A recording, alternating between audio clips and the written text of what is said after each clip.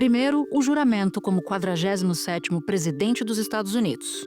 I, Donald John Trump, do solemnly swear. I, Donald John Trump, do solemnly swear. That I will faithfully Logo em seguida, execute. o discurso inaugural do segundo mandato de Donald Trump após 4 anos fora do poder. America's decline is over. E foram quase 30 minutos de um discurso bem ufanista. A era de ouro dos Estados Unidos começa hoje. Desse dia em diante, nosso país irá florescer e ser respeitado novamente em todo o mundo. Seremos a inveja de toda a nação e não vamos permitir que tirem vantagem de nós. Nossa principal prioridade será criar uma nação que seja orgulhosa, próspera e livre.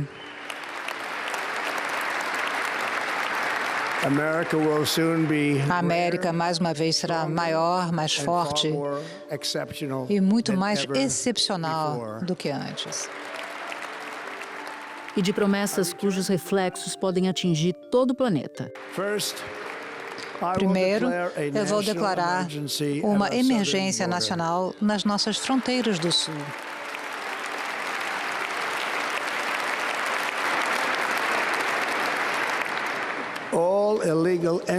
Todas as entradas ilegais serão impedidas e vamos começar o processo de retornar milhões e milhões de imigrantes criminosos de volta para os seus lugares de onde vieram. Vamos recolocar a ideia da política de fique no México. Ao invés de tributar nossos cidadãos para enriquecer outros países, nós vamos usar muito com o seu voto. Eu vou começar imediatamente uma reforma total do nosso sistema comercial para proteger os trabalhadores e famílias americanos. Ao invés de tributar nossos cidadãos para enriquecer outros países, nós vamos usar e taxar os países estrangeiros para enriquecer nossos cidadãos.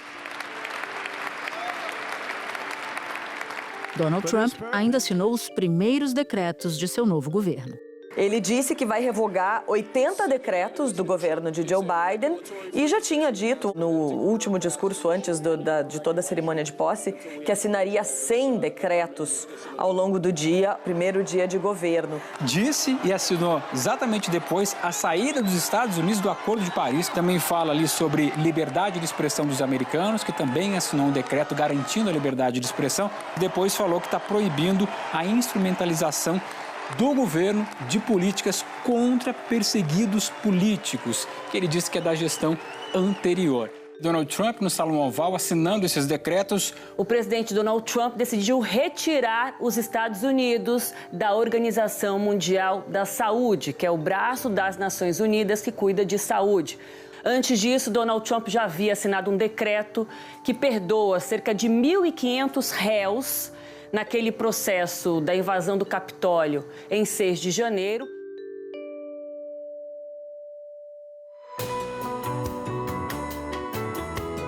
Da redação do G1, eu sou Natuzaneri e o assunto hoje é a posse de Donald Trump. Os detalhes e bastidores da cerimônia que marcou o histórico retorno do empresário à Casa Branca e uma análise do discurso inaugural do novo presidente americano. Neste episódio, eu converso com Raquel Krahenbuhl, correspondente da TV Globo em Washington. E com Oliver Stunkel, professor de Relações Internacionais da FGV, pesquisador da Universidade de Harvard e do Carnegie Endowment. Terça-feira, 21 de janeiro. Raquel, em primeiro lugar, muito obrigada por falar com a gente. Eu sei que é quase meia-noite, você ainda está indo para uma cobertura. Então, vou te pedir para você começar nos dizendo onde é que você está exatamente e para onde você está indo. A gente está nesse momento dentro da van, do comboio do presidente Donald Trump. Ele está saindo da Casa Branca, a gente está indo para os bailes, que é uma tradição de toda posse. O presidente e a primeira-dama tem aquela dança, a primeira dança, né, do casal. E hoje a gente está indo para o primeiro, vão ser 3. Então a noite ainda vai ser longa aqui. Ele faz uma declaração pequena, curta, e daí dança com a primeira-dama. Daí um baile, a gente vai para o outro. São 3 bailes. Então, a gente está esperando ainda uma noite longa. E vocês, como viram durante todo o dia, Donald Trump gosta de falar, né? Então, essa declaração curta pode acabar se estendendo aí ainda mais ainda. E Raquel, me explica por que você está falando baixo. Eu estou falando baixinho porque eu estou dentro dessa van com outros jornalistas e, então, né, em respeito aos colegas aqui, eu tô tentando manter o tom baixo para não atrapalhar também, porque tem muita gente trabalhando, tem gente ainda mandando reports, né, fazendo as reportagens, porque como vocês viram, agora há pouco a gente esteve dentro do Salão Oval e Donald Trump falou com a gente por mais de 50 minutos, deixa eu ver, eu até fiz um vídeo lá dentro, quase 50 minutos, então tem gente que vai demorar, né, como uma pessoa me disse mais cedo, uma autoridade da Casa Branca, do governo Trump tinha me dito que ia ser uma avalanche, um tsunami de decretos, e foi. Ele assinou pelo menos 75 ordens para desfazer ordens presidenciais que Joe Biden havia assinado. Depois, aí no Salão Oval, ele assinou, então, alguns perdões, por exemplo, para mais de 1.500 pessoas que foram condenadas pela invasão ao Capitólio no dia 6 de janeiro de 2021, inclusive o chefe de um grupo considerado terrorista pelos Estados Unidos, que é o Proud Boys. Donald Trump também anunciou a saída dos Estados Unidos da Organização Mundial da Saúde, quer dizer, assinou ali um ato presidencial iniciando esse processo, a saída dos Estados Unidos do Acordo do Clima de Paris também, e nessa arena, para os apoiadores, ele também disse que terminaria com toda a produção de energia eólica dos Estados Unidos, quer dizer, indo completamente contra todas as políticas de energia sustentável impostas ou criadas pelo ex-presidente Joe Biden. E você chegou a fazer perguntas para o Trump nessa entrevista de 50 minutos, né? Resume pra gente o que você ouviu dele. Nessa entrevista, Natuzzi, eu acho que eu fiz, estava até tentando contar aqui, a gente conversou muito, ele ficou 50 minutos e eu perguntei para ele de tudo. Eu perguntei para ele, acho que eu fiz o quê? Vamos contar aqui, que eu consigo lembrar. Mais de 10 perguntas. Eu falei com ele, para começar, eu perguntei para ele sobre essas ordens executivas ligadas, né, à imigração, se ele tem confiança de que dessa vez elas não vão ser bloqueadas na justiça, porque no primeiro mandato dele, ele também implementou mais de 100 regulações, medidas contra a imigração para limitar, e a grande maioria foi parar na justiça, foi bloqueada. Então eu perguntei isso para ele, o que fazia ele confiante agora de que isso não ia parar na justiça, e ele falou que elas são fortes, então ele tem confiança. Daí eu perguntei para ele se ele está trabalhando com os países da América do Sul para coordenar sobre a questão da imigração, porque o governo Biden fez isso, coordenou com vários países, especialmente os países mais próximos ali do México, com o México também, e ele não soube responder muito essa pergunta. Perguntei para ele qual ele via, né, a maior ameaça à segurança nacional aqui dos Estados Unidos e qual que seria a prioridade na política externa. Ele respondeu que essa é uma boa pergunta, mas também não avançou na resposta. A gente sabe que nesse governo Biden eles colocaram como prioridade imediata a questão da Rússia, né, a guerra da Rússia na Ucrânia, mas como em questão de longo prazo, a China. A China tem sido sempre tem aparecido nessas listas desses últimos governos Obama também, até do Trump no primeiro mandato, e imagino que vai ser do Trump nesse segundo também. Se as nações BRICS quiserem fazer isso, tudo bem, mas nós vamos colocar pelo menos 100% de impostos, de tributação do negócio que eles fazem. Vocês sabem quem são os BRICS, né? Vocês sabem. Sabem do que eu estou falando. Vocês sabem do que eu estou falando. Sim. Então, não é sequer uma ameaça. Como uma nação BRICS, sim. Você vai ter 100% de tarifa. E daí perguntei para ele com que líder estrangeiro ele ia conversar, já queria se encontrar a primeira vez, para que país ele ia, ele ainda também não sabia. Eu perguntei para ele sobre o Brasil, perguntei se ele conversou com Xi Jinping sobre a Ucrânia, e daí aproveitei essa deixa para perguntar a Natuzzi se ele já sabe da proposta do Brasil e da China que o presidente Lula apresentou na ONU no ano passado, um plano de conversa, né, de paz entre a Rússia e a Ucrânia, e ele falou assim, o Brasil está envolvido nisso? Ele não sabia. Eu falei, está envolvido, mas também ainda não foi algo que ele conseguiu se aprofundar. E perguntei sobre a relação dele com a América Latina, com o Brasil, com o Lula. Ele falou que ele espera que seja muito boa, mas que o Brasil e a América Latina precisam mais dos Estados Unidos do que os Estados Unidos dele. Quando o senhor vai falar com o presidente brasileiro, como o senhor vê a relação com a América Latina e o Brasil? Excelente, deve ser excelente. Eles precisam de nós. Muito mais do que nós precisamos deles. Aliás, nós não precisamos deles, todos precisam de nós. Perguntei para ele, né, ele que prometeu que ia acabar a guerra no primeiro dia, como ele ia acabar a guerra na Ucrânia, e ele falou, esse dia está só na metade, amanhã tem mais metade, vamos ver o que acontece.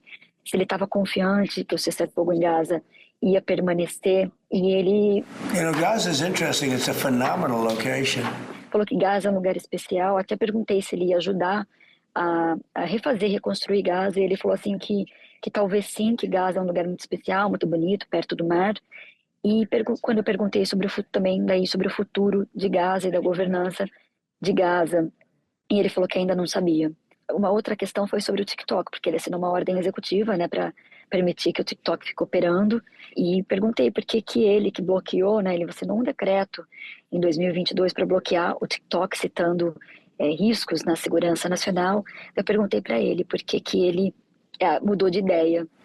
You wanted to block TikTok. Why did you change your mind? Because I got to use it. And remember, TikTok is largely about kids, young kids. If China's going to get information about young kids, I don't know.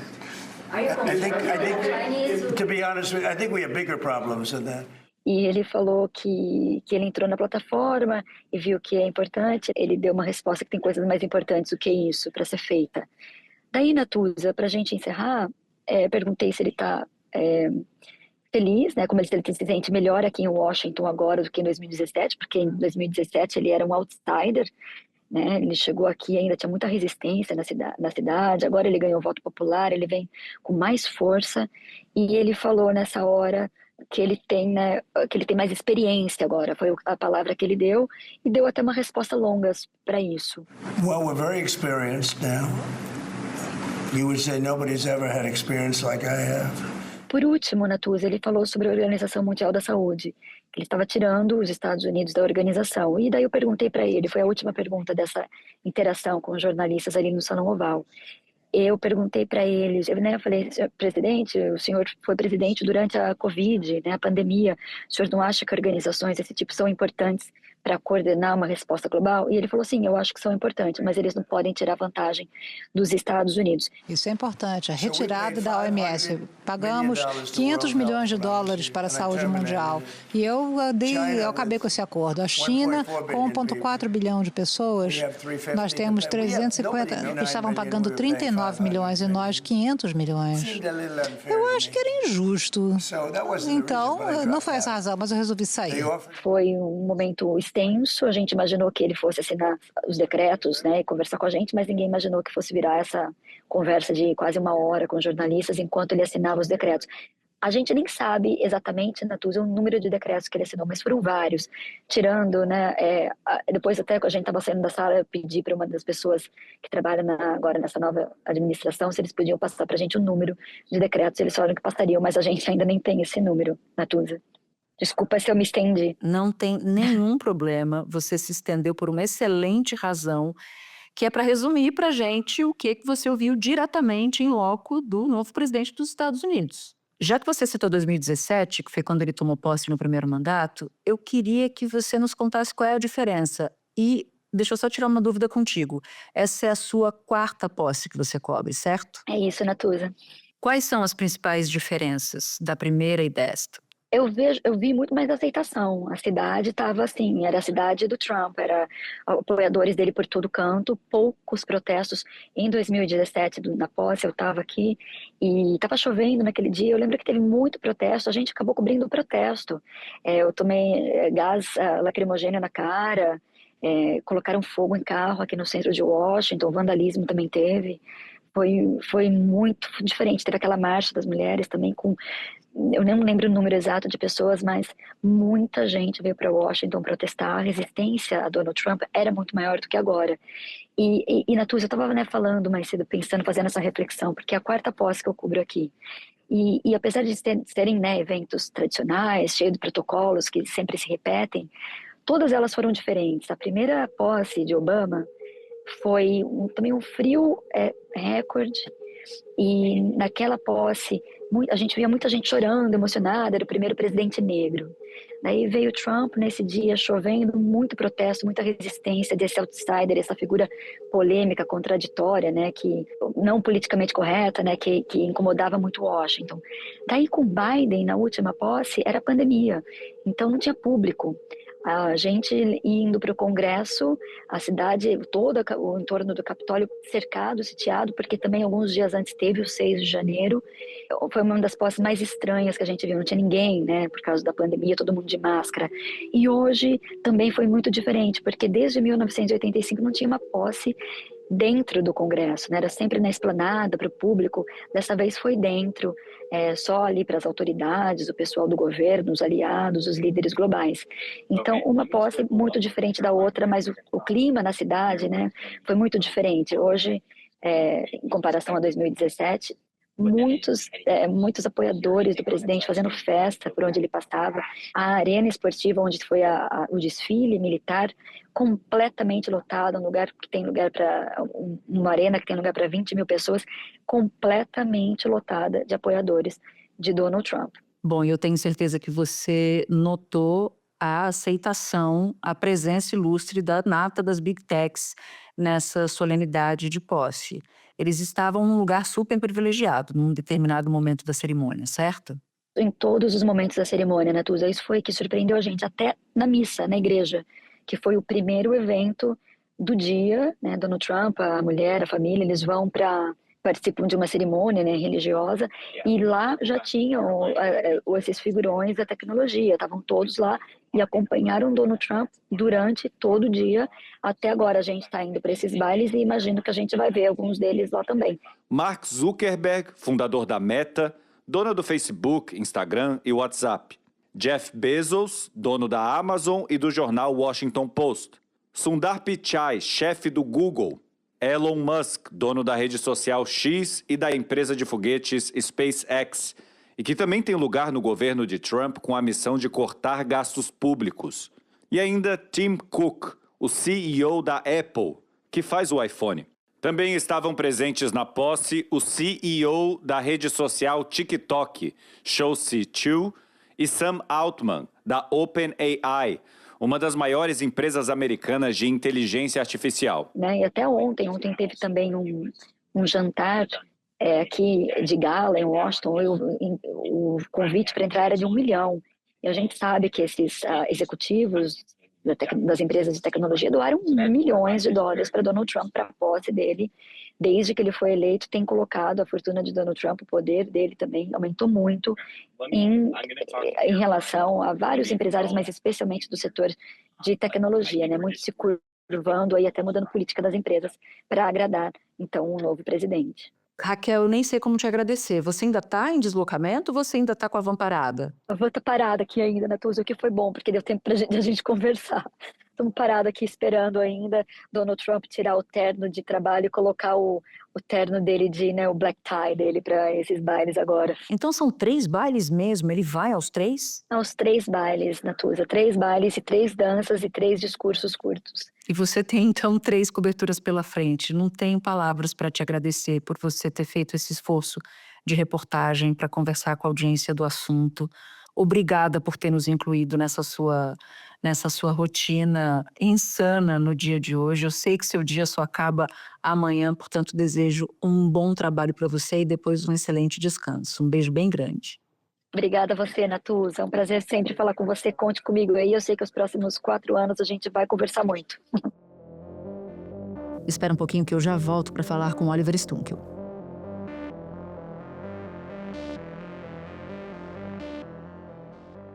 Bom, Oliver, quero começar pedindo a sua avaliação sobre o discurso do Trump.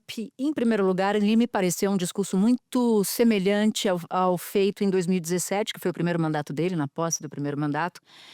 E ele usa, por exemplo, ele repete o termo união e o apelo a um nacionalismo. Quer dizer, isso até pode vir mais forte agora do que veio antes. Mas eu queria a sua impressão sobre o tom escolhido, o conteúdo, enfim, tudo. Bom, em geral foi, como você mesmo disse, um discurso parecido com aquele que a gente ouviu 8 anos atrás, com uma visão sobre o futuro, mas também uma promessa de restabelecer a grandeza dos Estados Unidos, né? Esse é um tema recorrente na campanha de Trump, o Make America Great Again, novamente grande, é um aceno direto a grupos e a parte do seu eleitorado que se sente ameaçado pelas mudanças recentes nos Estados Unidos.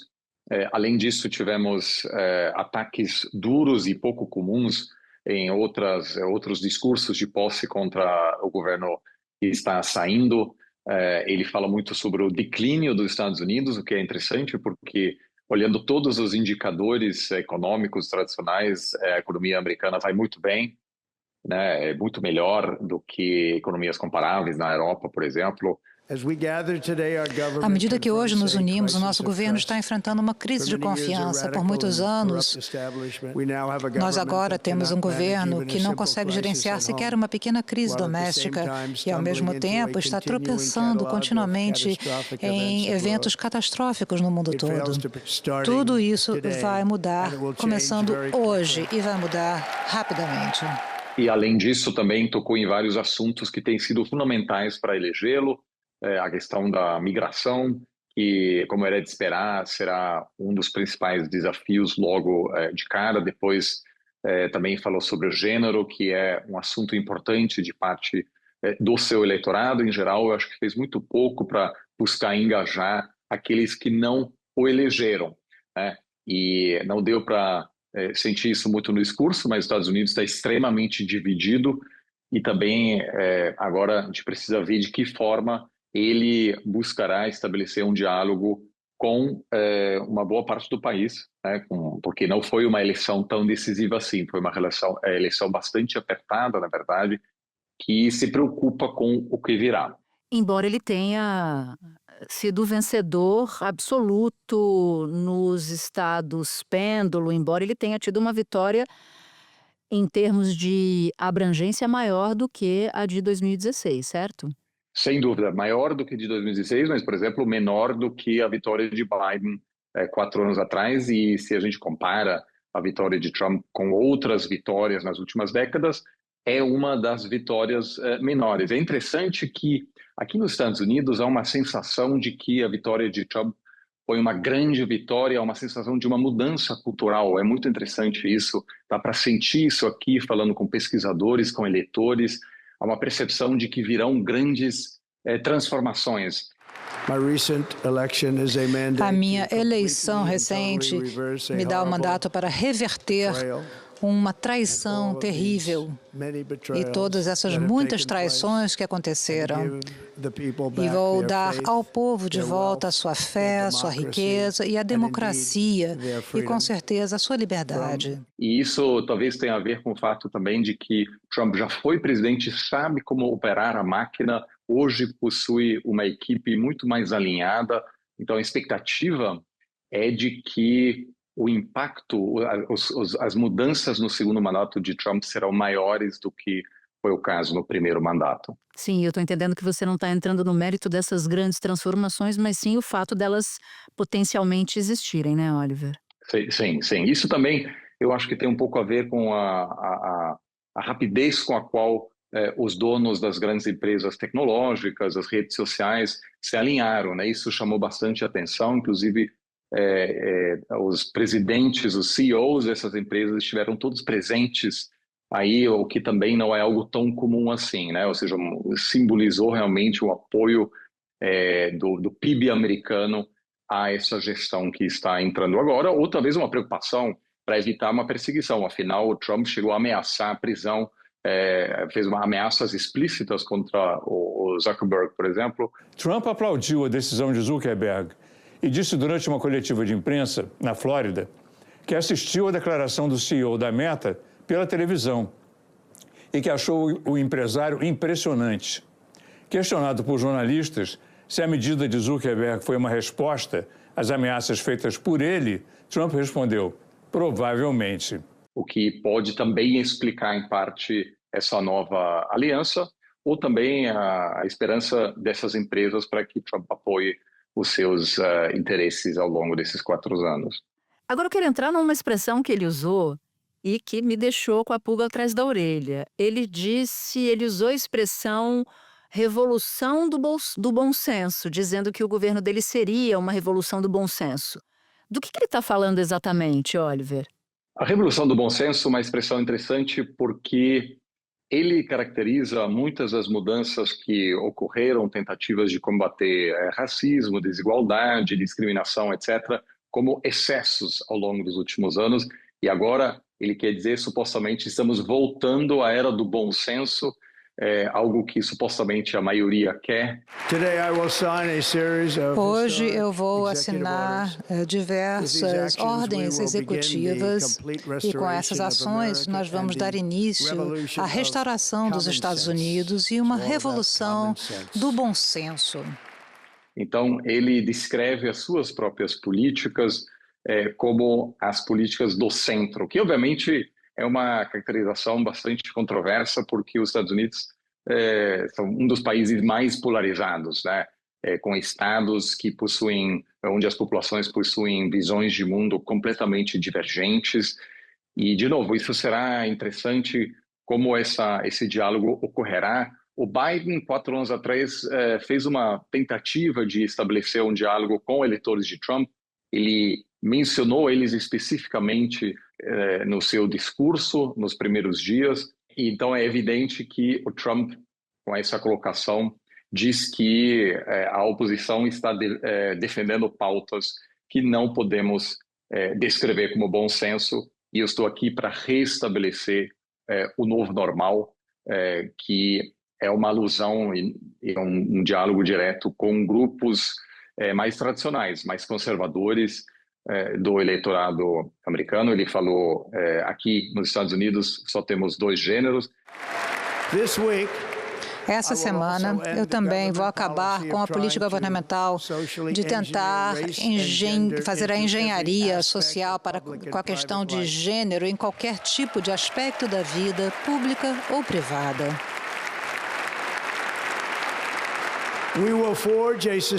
Vamos criar uma sociedade que seja cega à cor e que seja baseada no mérito.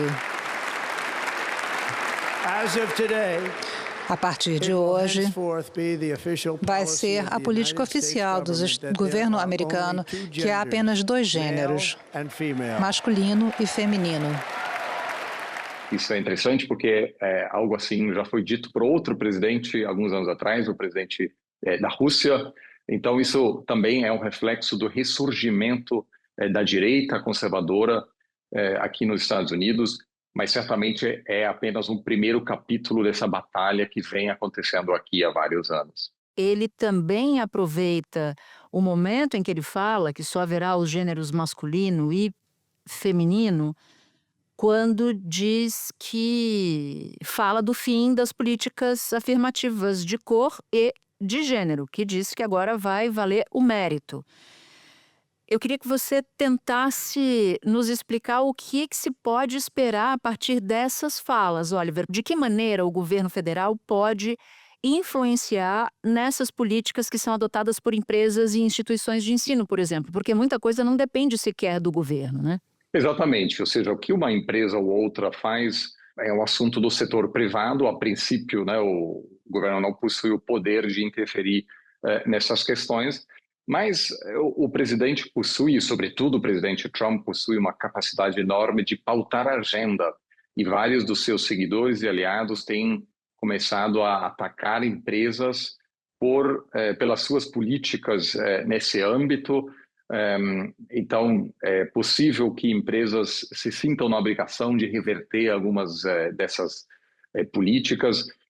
Há, me parece, em geral, nos Estados Unidos, entre muitos eleitores de Trump, uma percepção de que algumas dessas políticas foram excessivas, ou todas elas foram excessivas, mas certamente a vitória de Trump também não reflete uma total rejeição da política e da população americana, ou do setor privado americano, com os muitos avanços que foram conquistados nesse âmbito ao longo dos últimos anos. Então, esse discurso claramente traz muito simbolismo ele mostra mais ou menos para onde o governo pretende ir, mas também não acho que veremos agora uma reversão completa de várias dessas políticas, muitas das quais têm produzido resultados muito positivos também, tanto no setor privado e no setor público. Mas é sempre importante lembrar, o Trump, a princípio, possui controle sobre o Partido Republicano, sobre o Congresso, o Senado, mas também há vários senadores, juízes e pessoas poderosas em outras esferas do governo, seja estadual, municipal, que não concordam com essas afirmações. Então, eu não acho que ele consiga, de fato, implementar todas essas propostas que ele citou agora nesse primeiro discurso como presidente. Como não poderia faltar num discurso de um líder de extrema-direita, assim como não faltaria também se fosse um líder de extrema-esquerda, se fosse, por exemplo, Nicolás Maduro na Venezuela, sempre se tenta alcançar a ideia do medo ou se criar a ideia de um inimigo externo ou de uma ameaça permanente, pois foi justamente o que Trump citou. Quando ele falava das medidas do governo, né, que estão alinhadas com as suas promessas de campanha, casos de atos anti-imigração, ele falou sobre os Estados Unidos estarem sob uma ameaça e que os Estados Unidos precisam ser protegidos. Queria te ouvir sobre isso. O tema da imigração talvez seja o mais sensível no país atualmente. O Trump soube ler, me parece melhor do que o Partido Democrata, um certo mal-estar na população americana, sobretudo com a crise na fronteira no sul, com a chegada descoordenada de pessoas sem documentos. Eu acho que isso é um assunto um pouco diferente da imigração como um todo. A vasta maioria da população americana está muito ciente da grande contribuição dos imigrantes, da necessidade dos imigrantes. Mais do que isso, me parece que a capacidade de atrair talentos é o grande diferencial dos Estados Unidos se a comparamos com outras grandes potências. Mais da metade das empresas mais valiosas hoje nos Estados Unidos foram fundadas ou por migrantes ou por filhos de imigrantes. Numerosos integrantes da equipe de Trump são imigrantes, como Elon Musk, e vários outros. Então, esse discurso mais xenofóbico nacionalista serve para mobilizar uma parcela da população para a qual esse assunto é muito importante, mas no fundo o principal desafio específico, e nisso ele até tem um pouco mais de apoio também de pessoas que não necessariamente o elegeram, é lidar com a crise migratória na fronteira. Primeiro, eu vou declarar uma emergência nacional nas nossas fronteiras do sul.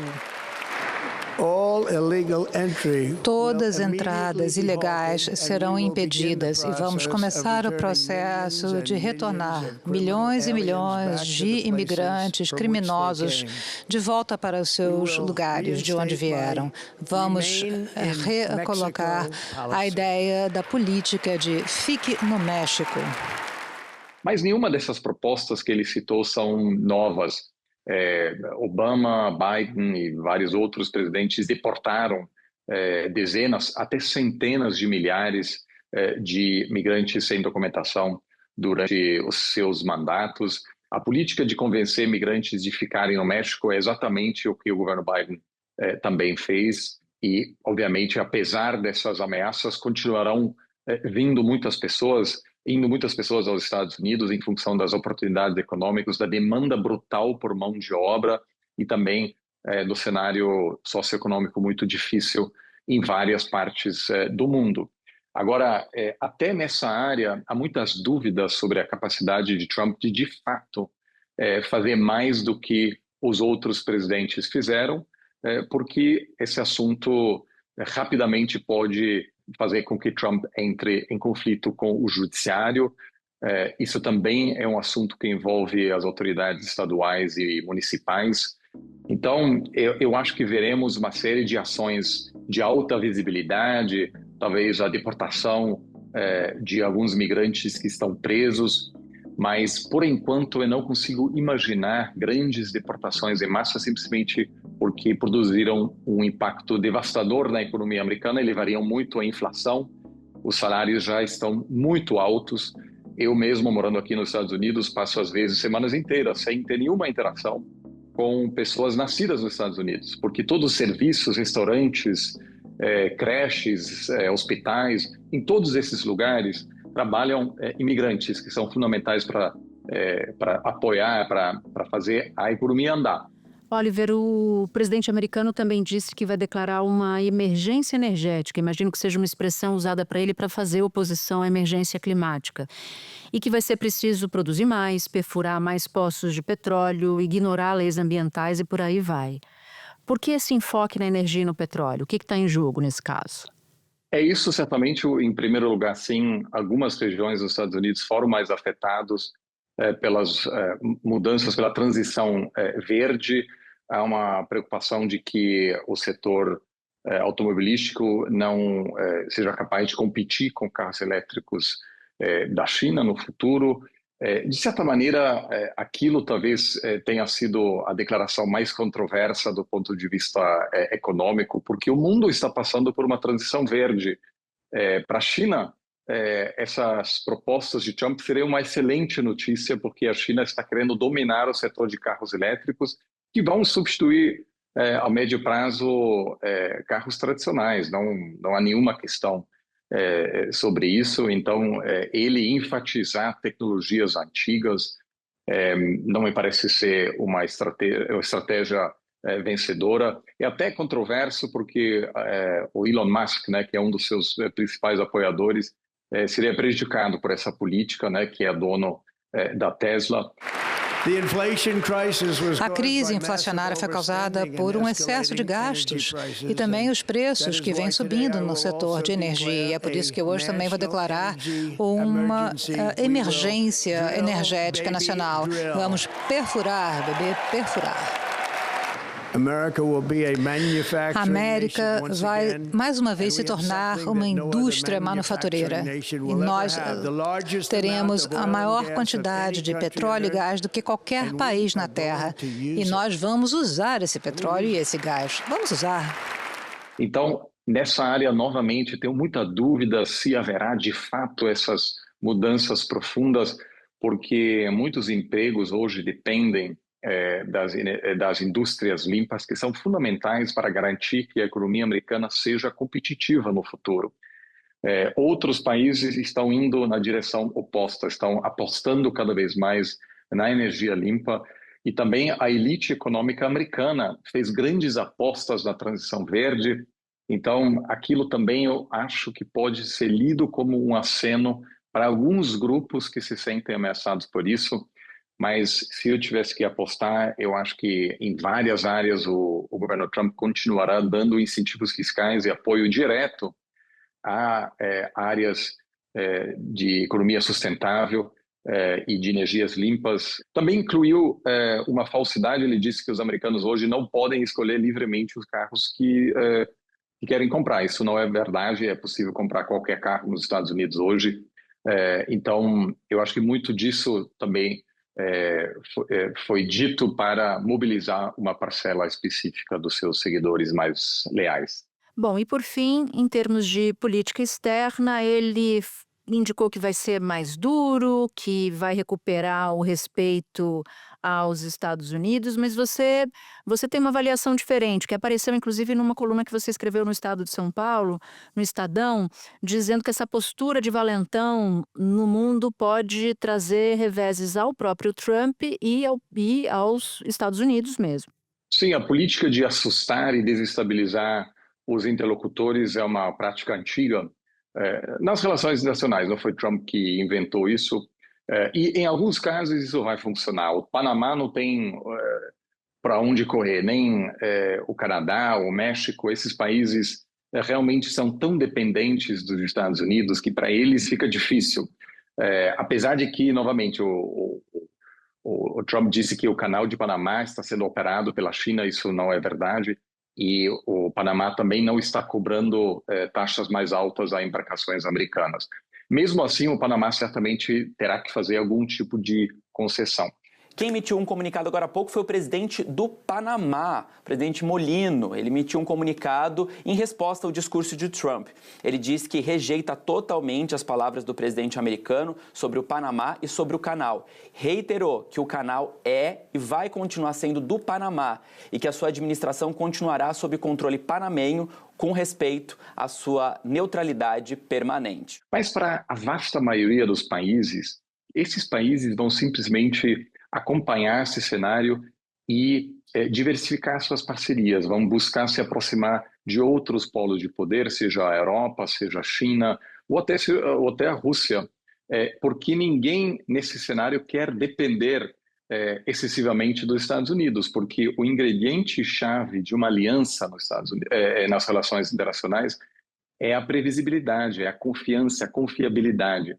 Então, países na Europa também vão acompanhar isso e se perguntar, será que eu quero ainda depender de um país cujo presidente pode fazer qualquer coisa, é capaz de qualquer coisa? Então, eles também buscarão diversificar suas parcerias, o que, em última instância, deve reduzir a influência dos Estados Unidos. Afinal, a principal fonte de poder dos Estados Unidos hoje não é seu exército, mas são suas alianças que possui com outros países, e para isso é preciso ter algum grau de confiabilidade, e o Trump justamente projeta uma imagem de imprevisível. Isso já fez com que, durante o primeiro mandato, muitos países se afastaram um pouco dos Estados Unidos, diplomaticamente falando, e me parece que, se ele de fato implementar essa estratégia durante os próximos 4 anos, muitos outros países, muitos parceiros dos Estados Unidos podem buscar outras parcerias para reduzir sua exposição ao país. Oliver, muito obrigada por ter destrinchado aqui parte do discurso do Trump. Te agradeço muito, bom trabalho para você. Eu sei que você vai trabalhar muito pelos próximos 4 anos, talvez mais do que a média. Muito obrigado pelo convite. Para você que ouviu o episódio até aqui, eu vou te fazer um convite. Participar do canal do G1 no WhatsApp. Lá você pode ativar as notificações, receber as principais notícias do dia direto no seu celular. Este foi o Assunto, podcast diário disponível no G1, no YouTube ou na sua plataforma de áudio preferida. Comigo na equipe do Assunto estão Mônica Mariotti, Amanda Polato, Sara Rezende, Luiz Felipe Silva, Thiago Kazuroski e Gabriel de Campos. Eu sou Natuza Neri e fico por aqui. Até o próximo assunto.